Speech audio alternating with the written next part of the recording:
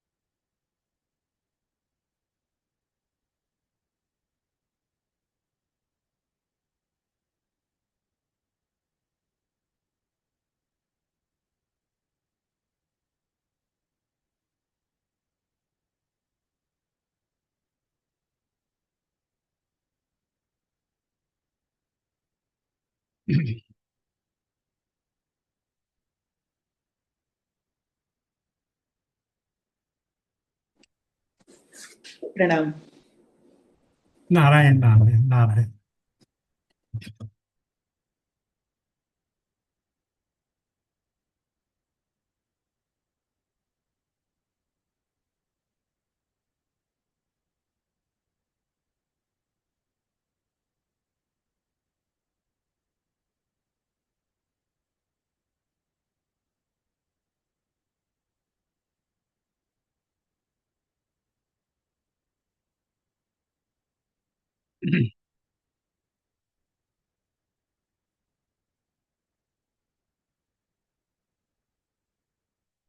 प्रारंभ करते हैं। कृष्णाय वासुदेवाय हरये परमात्मने प्रणत प्रणत क्लेश नाशाय गोविंदाय नमो नमः। गोविंदाय नमो नमः। गुरुर्ब्रह्मा गुरुर्विष्णु गुरुर्देवो महेश्वरः गुरु साक्षात् परब्रह्म तस्मै श्री गुरुवे नमः। श्री गुरुवे नमः।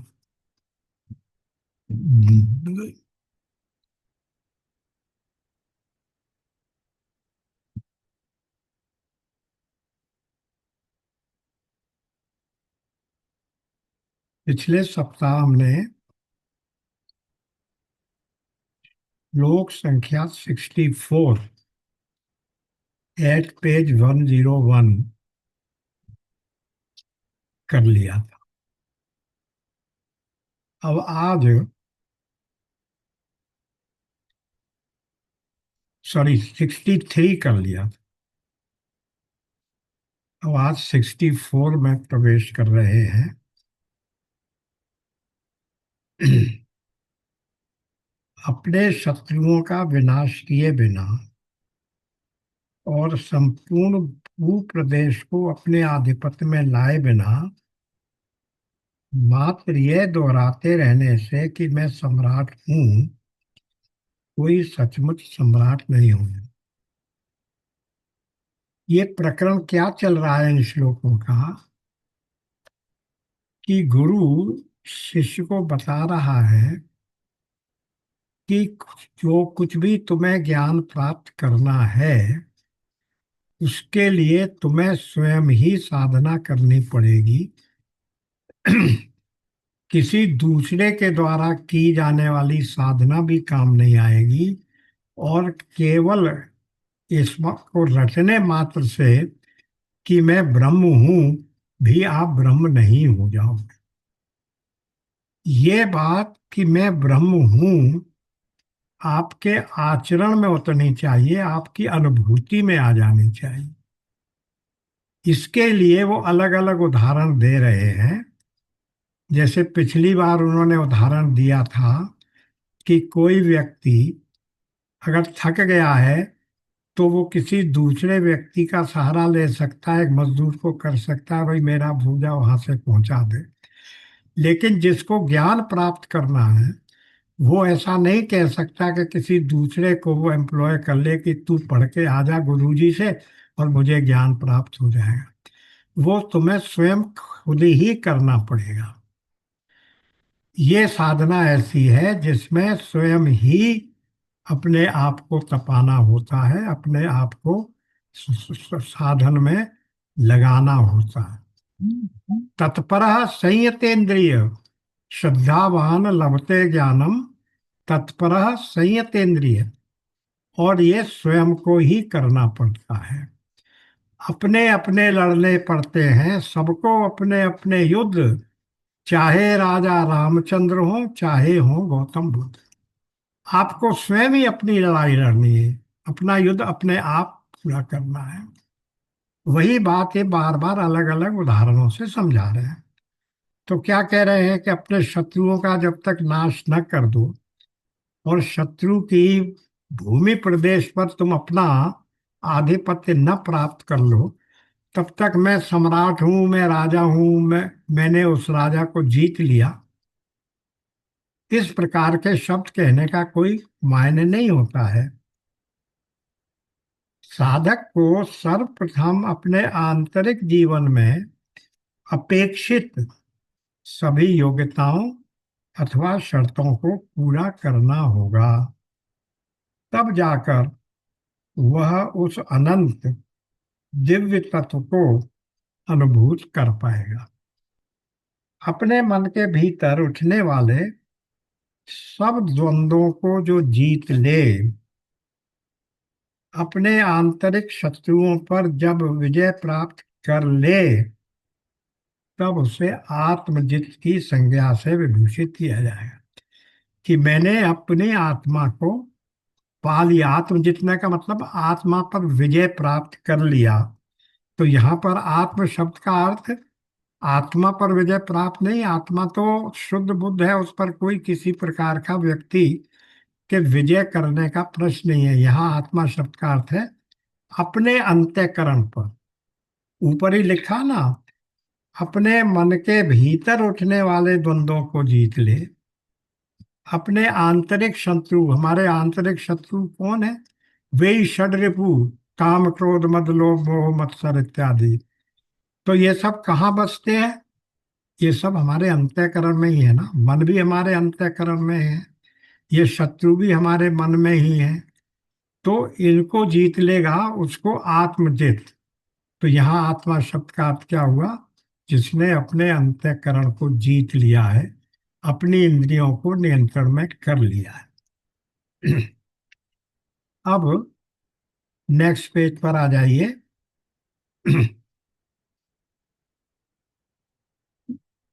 पहले पैरा के 3-4 ऊपर लाइन है।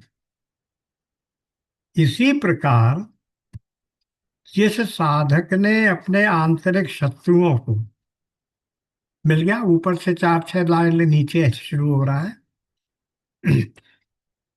इच्छाओं को, शारीरिक आवश्यकताओं को, मानसिक भूख और बौद्धिक ऊहापोह आदि को जीत लिया है, और यदि उसने जागृत स्वप्न सुषुप्ति अवस्थाओं पर विजय प्राप्त कर ली है, तब फिर उसे ये दोहराने की जरूरत नहीं है कि मैं ब्रह्म हूं, क्योंकि ऐसी उच्च स्थिति में पहुंच जाने पर तो उसके रोम रोम, उसके हर कोश और अणु से उसके भाव विचार सब मिलकर मानो गाएंगे कि हर परिस्थिति में हर समय वो ही सबका स्वामी है। यानी उसको ब्रह्म आत्म ऐक्य का बोध हो गया है। सही दिशा में मनुष्य का आत्म प्रयास ही एक मात्र उपाय है जिसके द्वारा वह अपने सत स्वरूप को जान सकता है। अब ये निम्न श्लोक द्वारा प्रकट किया जा रहा है। ये श्लोक क्या है? पृथ्वी में गड़ा हुआ धन, अरे एसी ऑफ कर दियो। पृथ्वी में गड़ा हुआ धन तभी प्राप्त किया जा सकता है जब उसका सुनिश्चित स्थल जानकार व्यक्ति के निर्देशन से मालूम हो। नहीं तो स्विच से ऑफ कर दिए। फिर वहां की जमीन खोदी जाए और कंकड़ पत्थर आदि हटाए जाए। केवल पुकारने या नाम लेने से तो कभी भी बाहर नहीं आ सकता गड़ा हुआ धन। इसी प्रकार निर्मल आत्म तत्व जो माया और उसके आवरणों में छिपा हुआ है, किसी ब्रह्मविद गुरु के उपदेशों के श्रवण,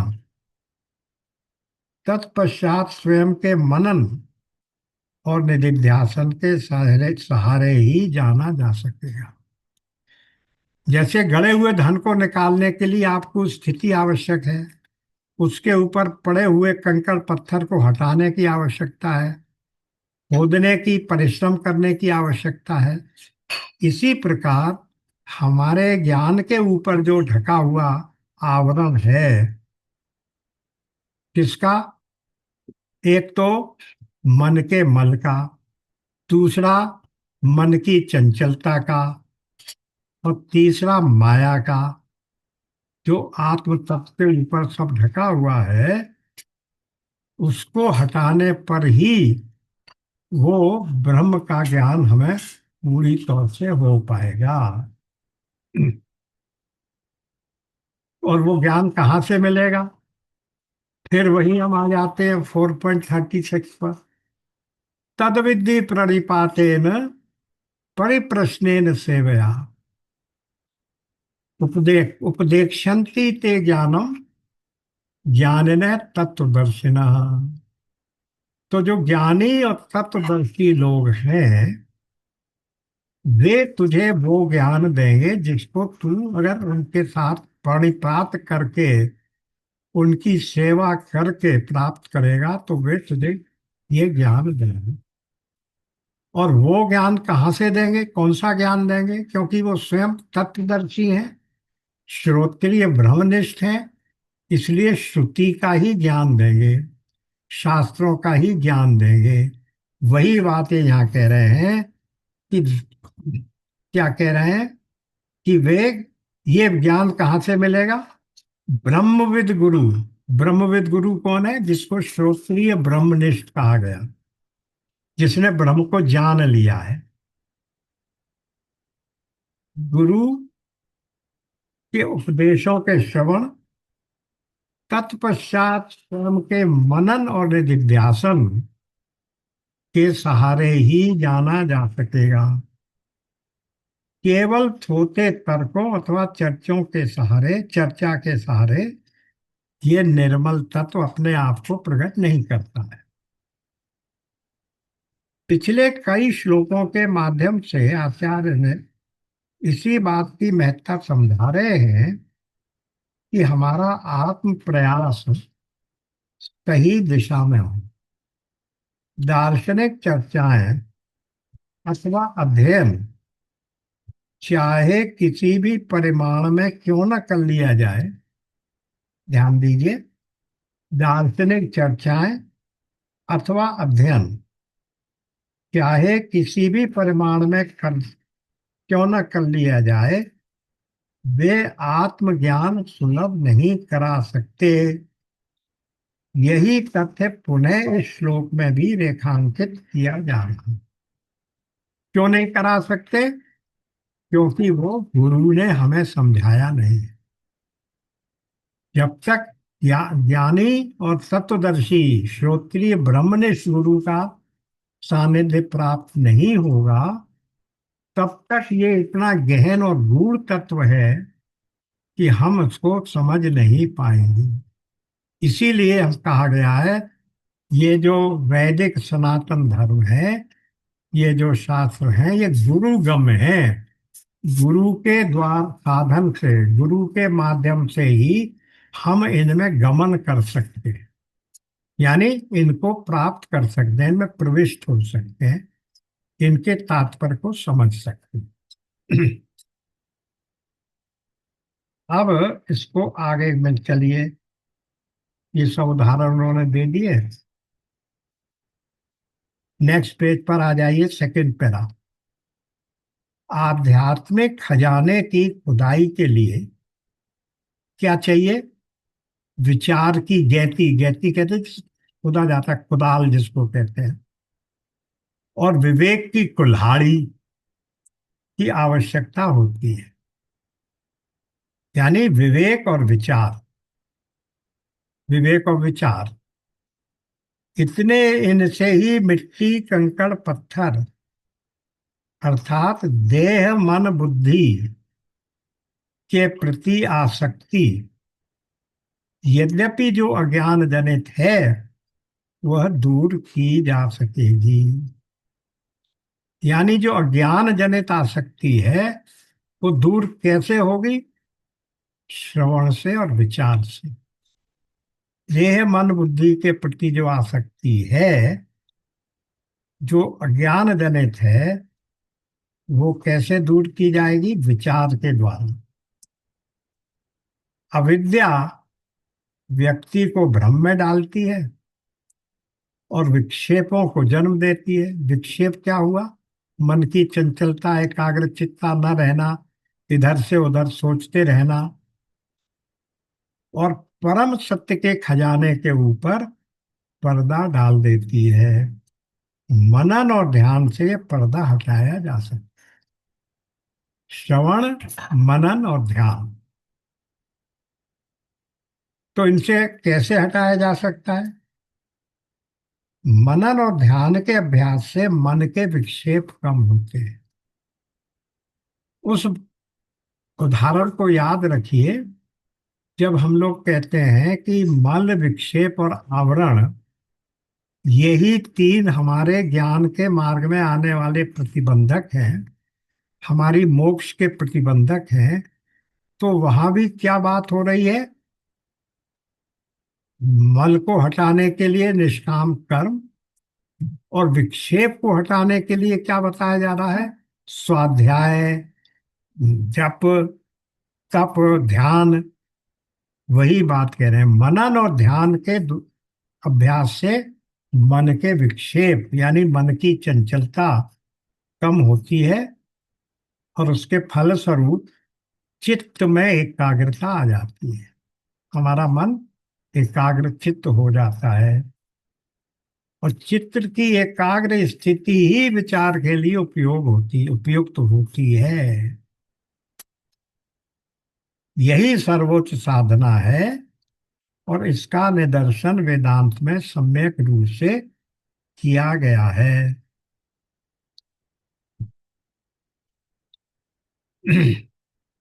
आचार्य शंकर पुकार पुकार कर कहते हैं कि अपने दिव्य स्वरूप के अज्ञान के कारण जो भ्रांति और क्लेश हमें हो रहा है, उससे पूरी तरह और हमेशा के लिए मुक्ति पाने का एकमात्र पथ यही है। क्या? ज्ञान प्राप्ति, मनन और ध्यान, श्रवण, मनन और ध्यान, और निधिध्यासन या निधिध्यासन। अपने दिव्य स्वरूप के ज्ञान के कारण जो सारा दुख, कष्ट, कर्ता भोक्तापन आ रहा है, वो किस लिए आ रहा है? कि हमने अपने को जड़ शरीर समझ रखा। अपने दिव्य स्वरूप को हम भूल गए हैं, या समझिए कि उस अविद्या रूपी उपाधि ने हमारे ज्ञान को इस प्रकार ढक रखा है कि हम अपने दिव्य स्वरूप को भूलकर शरीर को ही अज्ञान के कारण, ऊपर कहा ना उन्होंने अज्ञान जनित कारण, हम अपने आप को शरीर और शरीर के संबंधियों से ही अपने आप को परिभाषित करते हैं। तो इससे मुक्ति पाने का एकमात्र उपाय क्या है? वेदांत पथ के अनुसरण से ही मुक्ति मिल सकती है। वेदांत पथ क्या है? मैं सब आत्माएं मुझ में हैं और मैं सब आत्माओं में हूं। सब जगह एक ही आत्मा अपने को अभिव्यक्त कर रही है, और आत्मा और ब्रह्म एक ही है। आत्म ऐक्य बोध हो जाना ही ये वेदांत का पथ, यही मुक्ति है। देखिए, मुक्ति की परिभाषा क्या है? मुक्ति कोई ऐसी जगह नहीं है, मोक्ष कोई ऐसा स्थान नहीं है जहां तक हमें जाना हो कि भाई ये स्वर्ग है, इसमें वैकुंठ, या ये वैकुंठ है, विष्णु भगवान रहते हैं, ये ब्रह्मलोक है, यहाँ ब्रह्मा जी रहते हैं। ऐसा नहीं है। तो इसी तरह कोई ऐसा लोक हो कि ये मोक्ष का लोक है, या मोक्ष रहती है, हमें वहां पहुंचना है तो हमें मोक्ष प्राप्त हो जाएगी, ऐसा कुछ नहीं है। ना ही मोक्ष कोई ऐसी वस्तु है, कोई ऐसा हीरा या कोई ऐसा मणि है कि वो हमें प्राप्त हो जाएगा जिसके लिए हम अपने आप को मोक्ष कहते हैं। मोक्ष का अर्थ क्या है? मोक्ष का अर्थ है मुक्ति, फ्रीडम। किससे मुक्ति? बंधन से मुक्ति। बंधन क्या है? इसी शरीर के ही बंधन तो बंधन है। अपने हमने अपने आप की जो असीम आत्मा है, हम जो असीम हैं, उसको इस सीमित शरीर के भीतर बांध लिया है, बंधन। और इन बंधनों का प्रभाव क्या होता है? हम अपने को कर्ता समझते हैं, हम मैं और मेरे के ममत्व में घिरे रहते हैं। कर्ता होने से हम भोक्ता हो जाते हैं, और भोक्ता होने पर हम सुखी और दुखी रहते हैं। फिर जन्म और मरण के चक्र में पड़ते हैं। तो ये जो जन्म मरण का चक्र है, ये जो संसार में दुखी और सुखी रहने का चक्र है, जिसके लिए गीता में 2 बार कहा गया। क्या कहा गया? ये संसार कैसा है? अशाश्वतम, दुखालयम। शाश्वतम और दुखालयम, सदा रहने वाला नहीं है, क्षणभंगुर है, और दुखों का घर है। फिर दूसरे शब्दों में क्या कह दिया? अनित्यम असुखम। वही बात है, वही शब्द है, उनके दूसरे मीनिंग रख दिए। यानी 2 बार भगवान इस बात को के ऊपर जोर दे रहे हैं कि ये संसार दुखों का घर है। तो इस दुखों के घर के संसार में हमें आना जाना न पड़े, यही प्रयत्न हमारी मुक्ति है। इसी से तो मुक्ति है, अदरवाइज हमारे लिए क्या बंधन है? तो जब तक हम ये नहीं समझ लेंगे कि ये मोक्ष क्या है, मोक्ष कोई ऐसी वस्तु नहीं है, कोई ऐसा डेस्टिनेशन नहीं है जहां हमें पहुंचना है, तो फिर ये पहुंचेंगे हम कैसे? कि उस हमें वो फिर मोक्ष या वो स्थिति, बंधन से मुक्ति प्राप्त क्यों नहीं हो रही है? स्थिति इसलिए प्राप्त नहीं हो रही है कि हमें अज्ञान है। और यह अज्ञान काहे से दूर हो सकता है? कर्म से, दान से, तप से, किसी भी प्रकार के प्रवचन करने और सुनने से ये दूर नहीं हो सकता। ये अज्ञान केवल ज्ञान से ही दूर होगा। जो जिसका विरोधी है उसी से तो दूर होगा। ज्ञान, अज्ञान का विरोधी ज्ञान, अंधेरे का विरोधी प्रकाश। तो जब तक अंधेरा है वो प्रकाश से ही तो दूर होगा। इसी प्रकार से ये जो अज्ञान है, जिसके कारण हम अपने को शरीर, सुखी दुखी, कर्ता भोक्ता, मरने जीने वाला समझ रहे हैं, उस ज्ञान को दूर करने के लिए केवल और केवल ज्ञान ही सहायक हो सकता है। और ये ज्ञान का मार्ग केवल वेदांत बताता है। इसलिए वो कह रहे हैं कि बाकी सब पंथ और पथ खोखले हैं।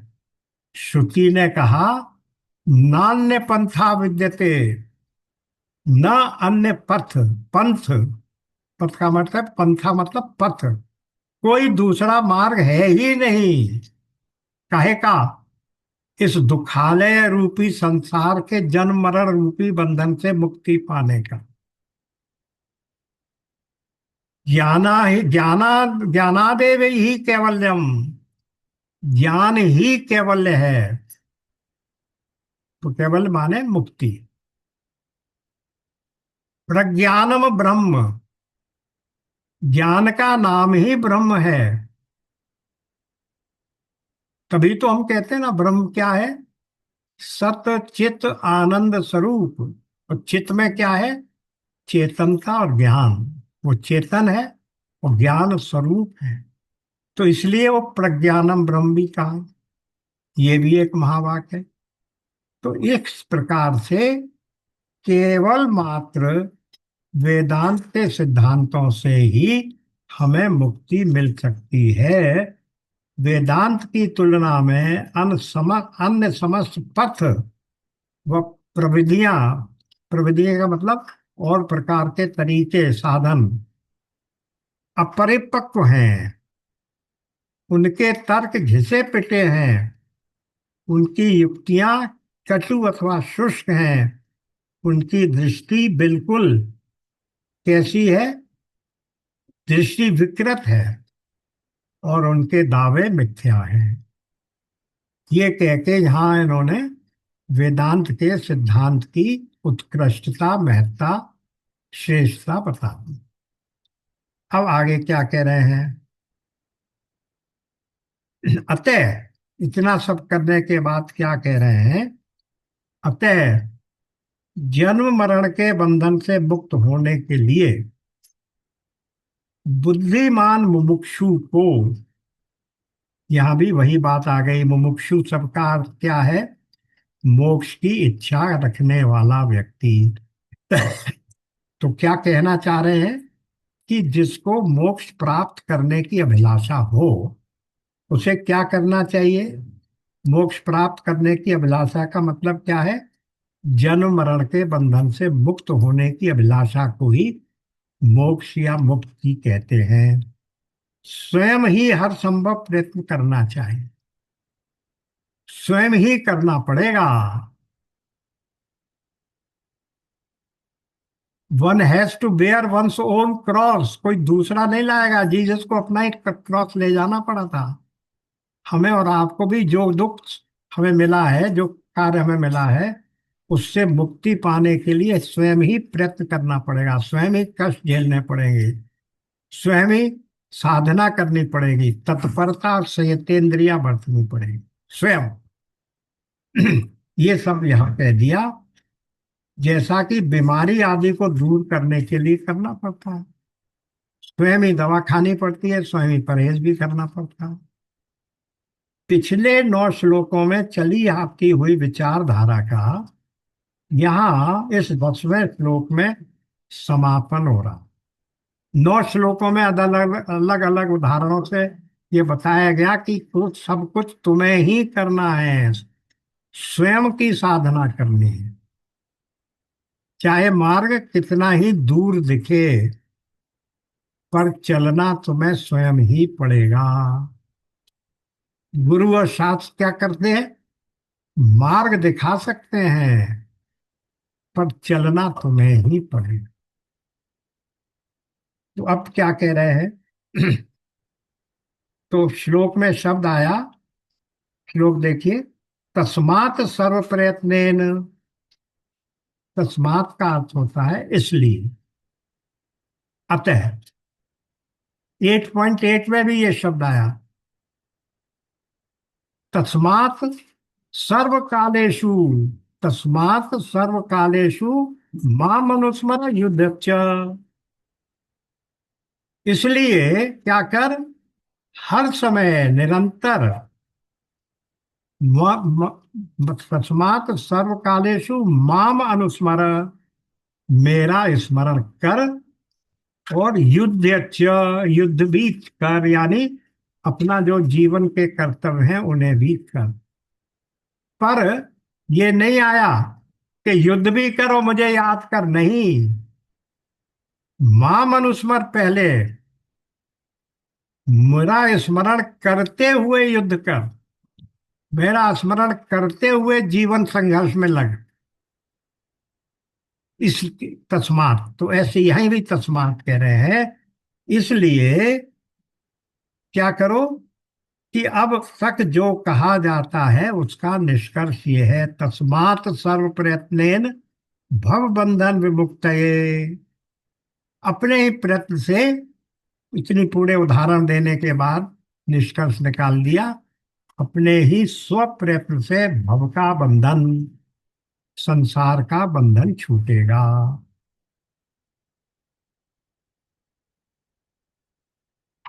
श्लोक क्रम संख्या 56 से ये वार्ता शुरू हुई और हम आगे 66 पर, यानी पिछले 10 श्लोक में ये कह रहे हैं। कही है कि आत्म प्रयास यानी स्वयं का प्रयत्न अनिवार्य है, पर उसकी तुलना में और किसी भी प्रकार के प्रयत्न का, साधना का कोई महत्व नहीं है। हर साधक को स्वयं ही अपना पथ बनाना है, अपनी राह खुद ही खोजनी है, अपने ही रास्ते पर चलना। तो इसलिए हमें अपने आप उस रास्ते पर चलने के लिए तैयार हो जाना चाहिए। ये शिष्य को तैयार कर रहे हैं, उसका उत्साह बढ़ा रहे हैं, उसे आगे आने वाले इस साधना के पथ में आने वाले कठिनाइयों के बारे में भी उसको सचेत कर रहे हैं कि फिर बीच में तुम ना भटक जाना। प्रयत्न स्वयं करते रहना पड़ेगा, उसे सही दिशा में नियम पूर्वक और निष्ठा से चलना है, सही दिशा में और निष्ठा पूर्वक। तभी वो अपने सत स्वरूप का अपरोक्ष अनुभव कर सकेगा। फिर वही बात आ गई कि सत स्वरूप का अनुभव केवल अपरोक्ष रूप से ही हो सकता। तो वो अपरोक्ष अनुभव जो नित्य हमारे साथ है, अपरिवर्तनशील है, वही हमारा स्वरूप है, वही ब्रह्म है, वही हम है, हमारा स्व, प्रत्यगात्मा। अब आगे आ जाइए नेक्स्ट पेज पर। इस श्लोक के अंतिम कुछ लाइनें। इसी प्रकार सभी साधकों के लिए दवा के रूप में वेदांत साधना निर्धारित है, परंतु हरेक को अपनी अपनी आवश्यकता अनुसार उक्त साधना की खुराक लेनी पड़ेगी। साधना तो स्वयं ही करनी है, पर कौन सी साधना करनी है और कितनी साधना करनी है, ये हर एक की इंडिविजुअल रिक्वायरमेंट पर डिपेंड करेगा। जैसे एक ही प्रकार की दवा एक ही प्रकार की बीमारी में नहीं दी जा सकती। अलग अलग पेशेंट की क्या स्थिति है और वो कितना टॉलरेट कर सकते हैं, इत्यादि इत्यादि बातों को ध्यान में रखकर तब उसकी दवा निर्धारित की जाए। ऐसे ही आपकी साधना में कितनी प्रगति हो चुकी है, इस पर भी डिपेंड करेगा। क्योंकि पूर्व जन्म में की हुई साधना व्यर्थ नहीं जाती। वहां भी यही कहा गया कि ऐसा नहीं है कि आपको फिर से पुनः नए सिरे से करना पड़े। अर्जुन ने यही तो पूछा था कि यदि कोई व्यक्ति साधना करते करते बीच में उसकी साधना छूट जाए, उसके अपना ही मन विचलित हो जाए या मृत्यु के कारण उसकी साधना छूट जाए, तो क्या वो व्यक्ति आसमान में छितरे हुए बादलों की तरह छिन्न भिन्न हो जाएगा? These were the words. तो भगवान ने कहा नहीं महाबाहु, वो जहां से छूटा है वहीं से शुरू करेगा। He doesn't have to come to square one. तो वही साधना अगर उसने पहले कर रखी है तो उसको कम साधना करनी पड़ेगी यहाँ मोक्ष प्राप्त करने के लिए। इसलिए बहुत सारे फैक्टर्स आएंगे कि आपको किस प्रकार की साधना, कितनी साधना करनी है। इसलिए काम कैसे बनेगा, अब ये कौन जानेगा, कौन बताएगा। आपकी बीमारी के लिए तो डॉक्टर आपको दिशा निर्देश देता है, आपको दवा देता है। आपकी बीमारी के लिए, आपकी इस भव बंधन से छुटकारा पाने वाली समस्या के लिए कौन दिशा निर्देश देगा? आपका गुरु। और वो क्या बताएगा? गुरु जैसे डॉक्टर दवा देता है, गुरु इस तरह से शास्त्र बताएगा, और शास्त्रों की शिक्षा को वो क्लियर करके बताएगा। तो इसलिए गुरु के निर्देशानुसार निषेधात्मक या विधेयात्मक रूप से कार्य करना पड़ेगा। और जिन कार्यों को वो निषेध कर दे उनको छोड़ना ही पड़ेगा। डॉक्टर ने कह दिया आपको डायबिटीज है, आपको मिठाई छोड़नी पड़ेगी, तो छोड़ना ही पड़ेगा। तो अगर गुरु ने कहा कि हमारे शास्त्रों के अनुसार ये निषिद्ध कर्म है, तो उनको छोड़ना ही पड़ेगा। अब नेक्स्ट प्रश्न पर आ गए। यहां से ही वास्तव में गुरु ने जो प्रश्न, सॉरी, शिष्य ने जो प्रश्न किए थे उनका उत्तर यहां से शुरू होता है। अब गुरु ने शिष्य ने कौन से प्रश्न किए थे? 7 प्रश्न किए थे। वो 7 प्रश्न कौन से थे? Let us come to page 49, sorry, श्लोक नंबर 49, पेज 82।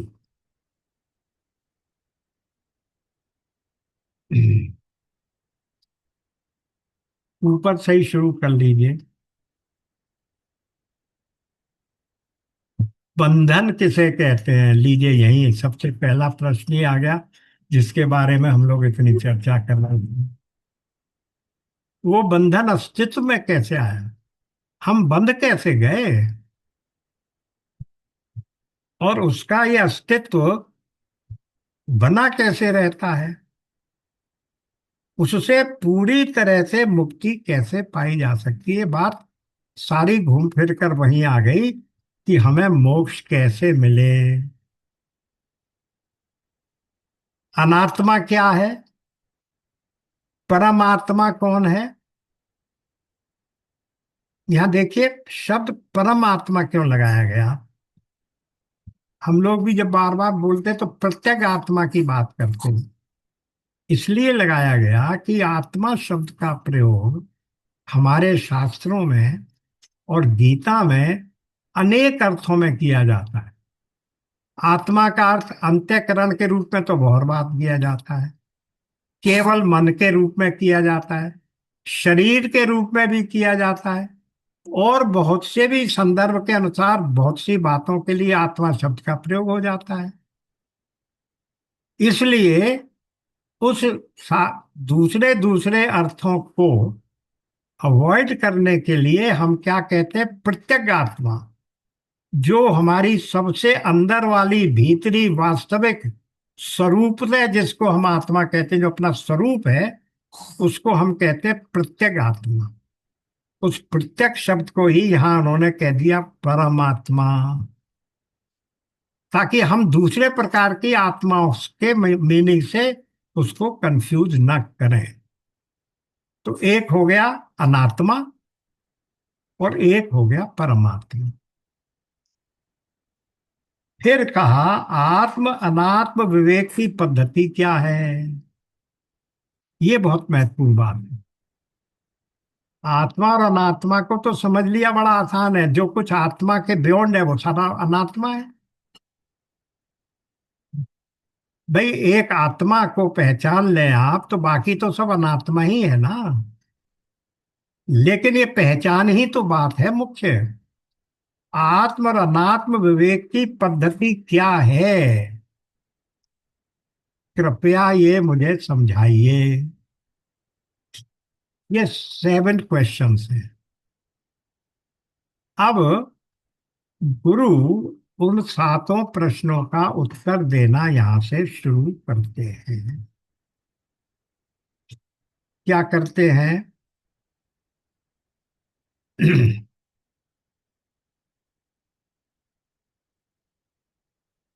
गुरु ने तत्काल उन प्रश्नों का उत्तर नहीं दिया था, बल्कि कोरी शास्त्र चर्चा की निरर्थकता पर एक लंबा व्याख्यान उन्होंने दिया था, जो 10 श्लोक अभी हमने देखे, 9 श्लोक।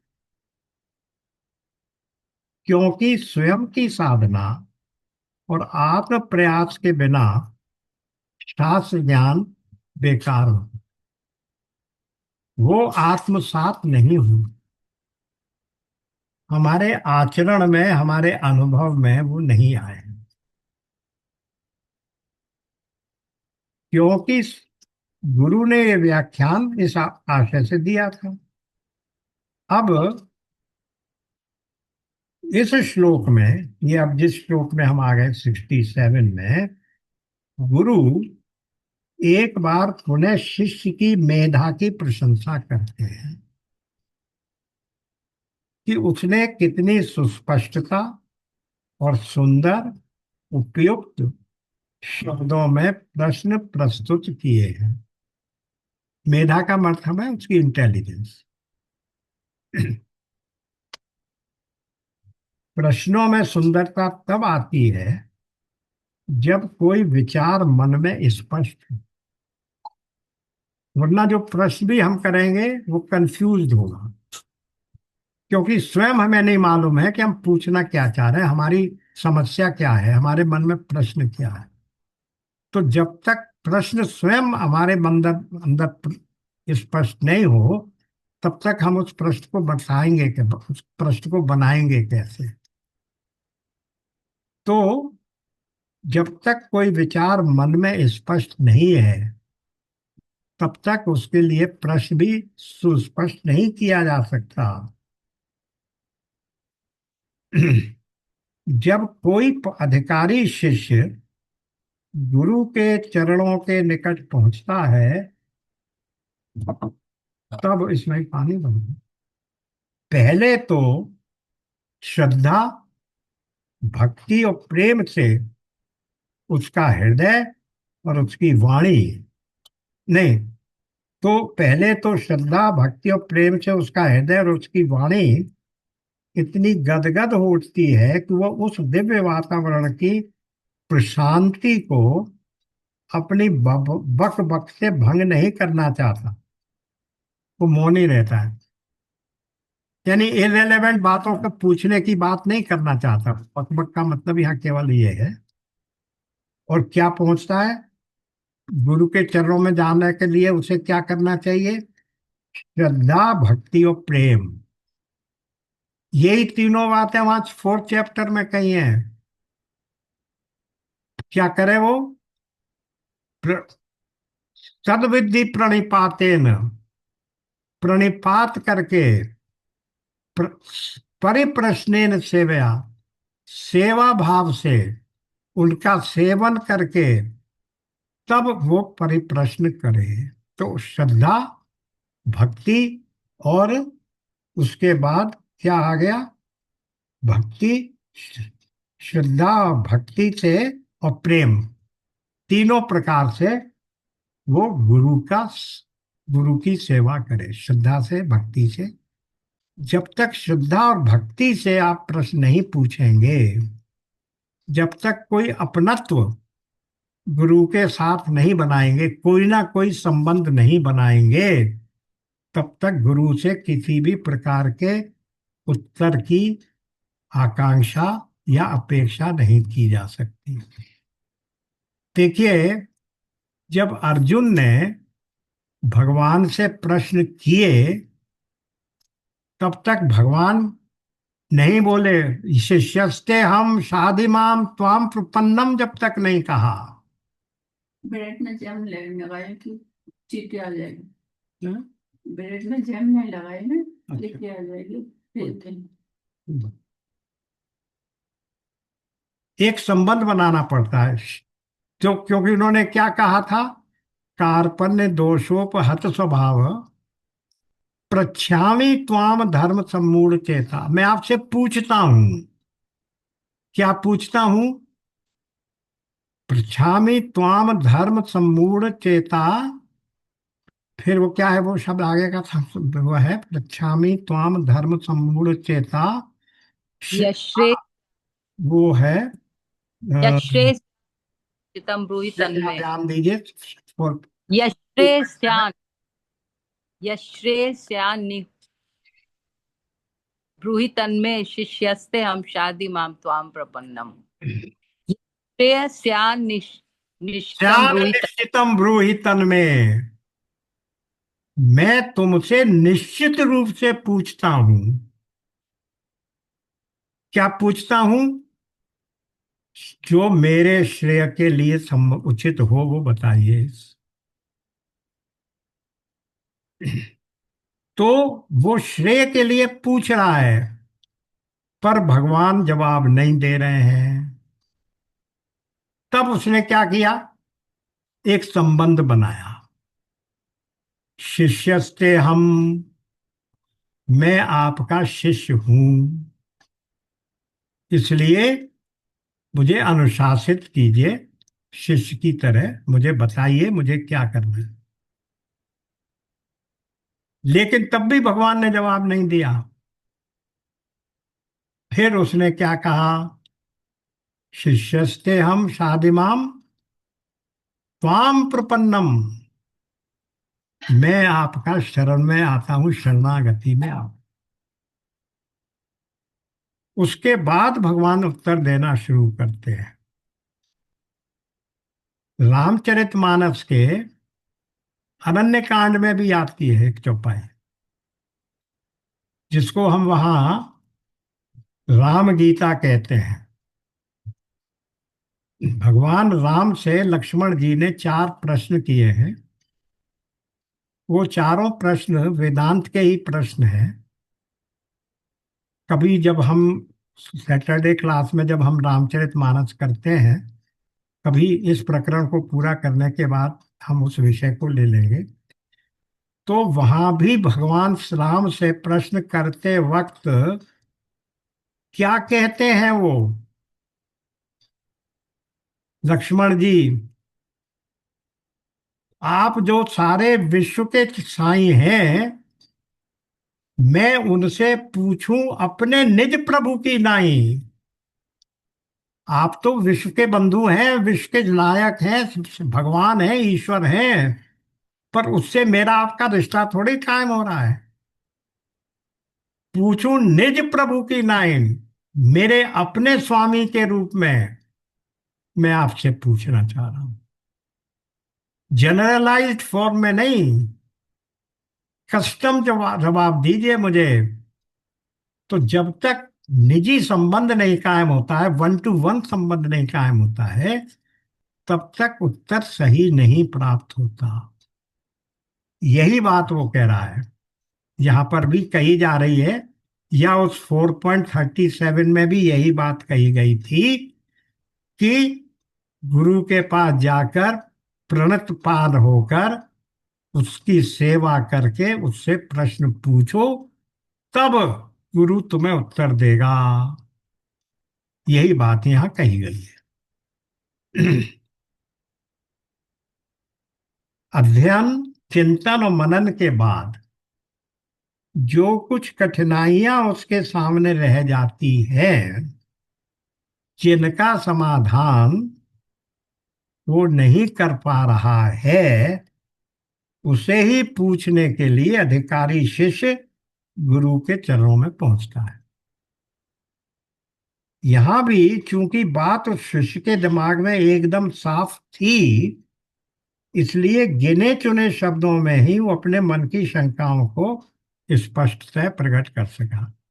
अब ये चारों सातों प्रश्न बड़े छोटे छोटे सेंटेंसेस हैं, उनको वो घुमा फिरा के उनके ऊपर बहुत लंबा व्याख्यान देकर उसने नहीं पूछा है, सूत्र के रूप में, क्योंकि उसके मन में उसकी प्रश्न या उसकी शंका बिल्कुल स्पष्ट विचारों में थी।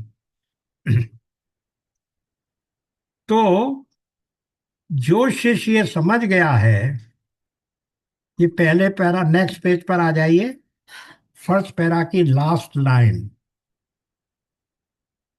जो शिष्य ये समझ गया है कि अज्ञान के अंधकार में वह दुख और परिच्छिन्नता के कुएं में गिर पड़ा है, तो गुरु को देखते साथ वो सबसे पहले यही क्रंदन करेगा, हे प्रभु मुझे बचा लीजिए, बचा लीजिए।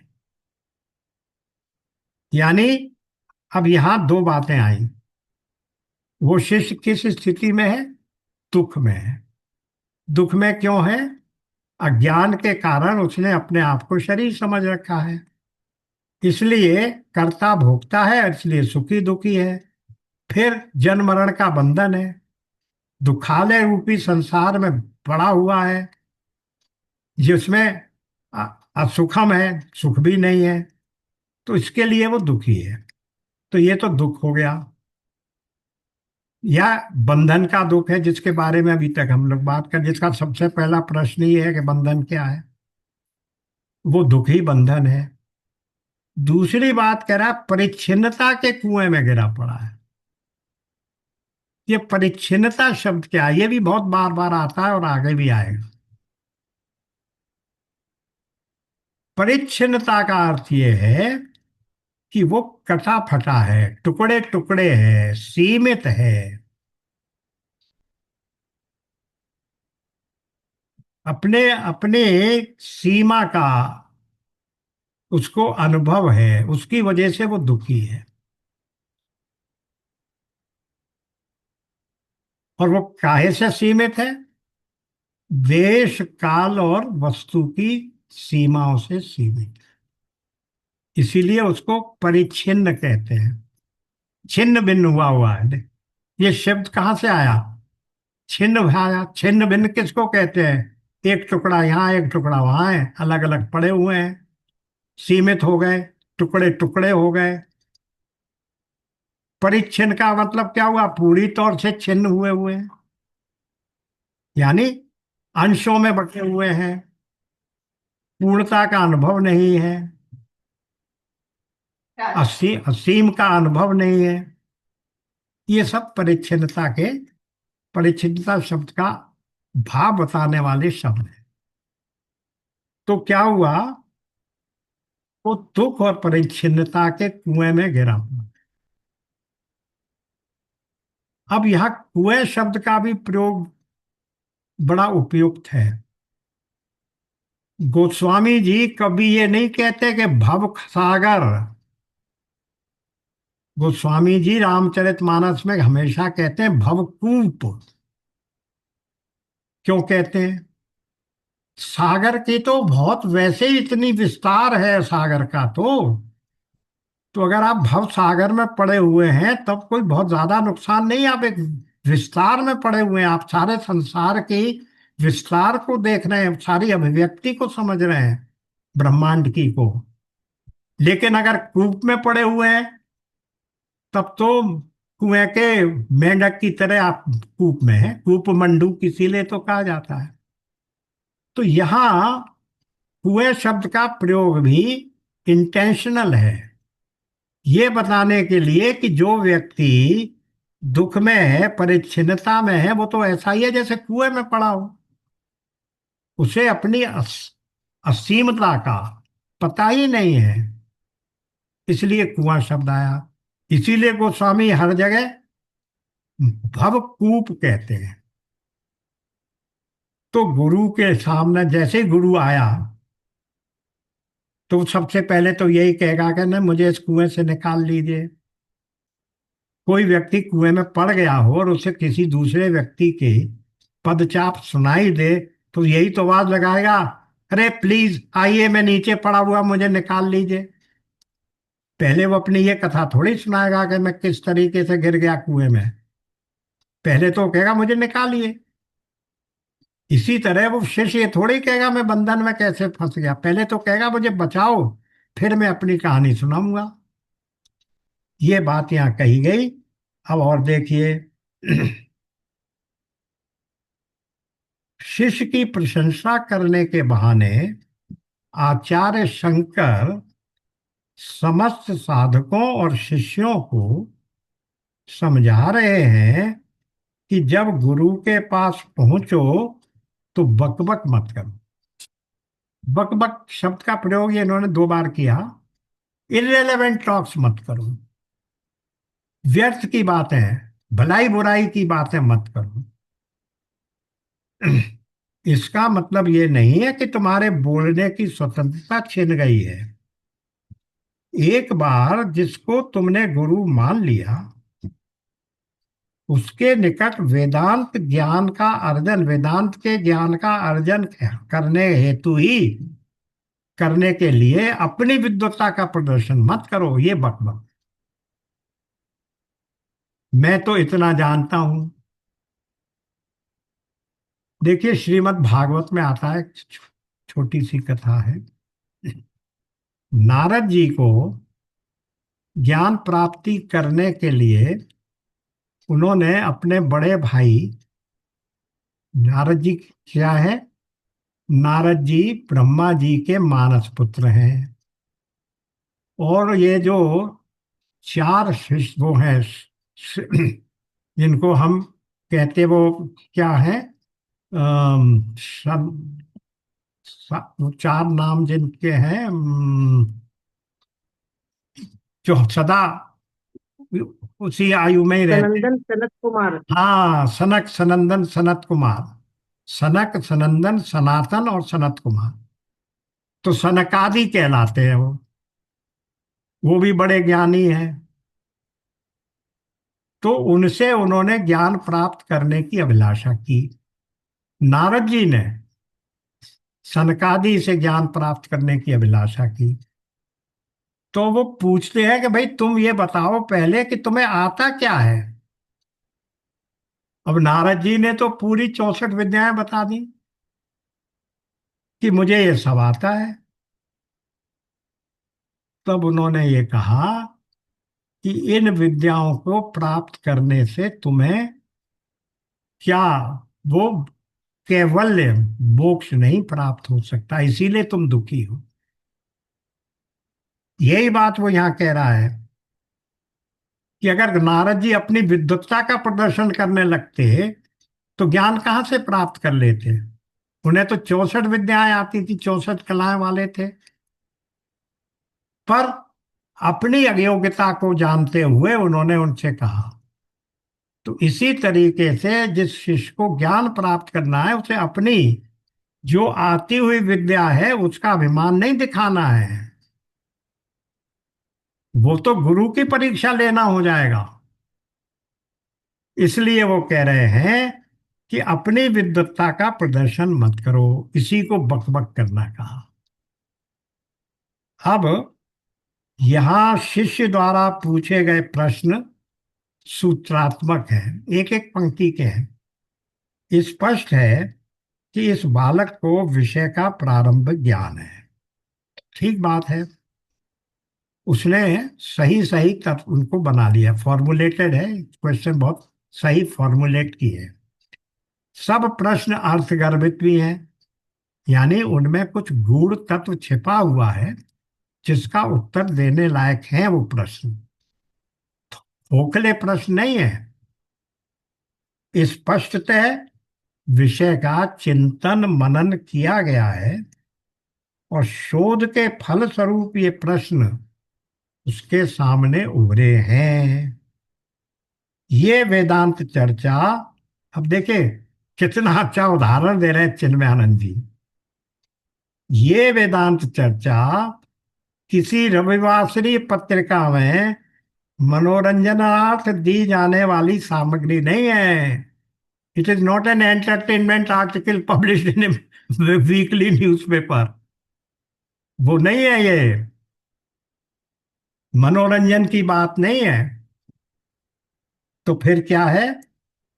ऐसे विषयों में तो केवल उनकी ही रुचि हो सकती है जो बंधन से मुक्त होकर आत्मानंद का अनुभव लेना चाहते हैं। इसीलिए उन्होंने उस शिष्य की मेधा की प्रशंसा की। तो आज यही विराम लेते हैं, फिर नेक्स्ट सेशन में फिर 68 से शुरू करेंगे। ओम पूर्णमदः पूर्णमिदं पूर्णात् पूर्णमुदच्यते पूर्णस्य पूर्णमादाय पूर्णमेवावशिष्यते। ओम शांति शांति शांति। नारायण नारायण नारायण। नारायण। सत्य। चलो।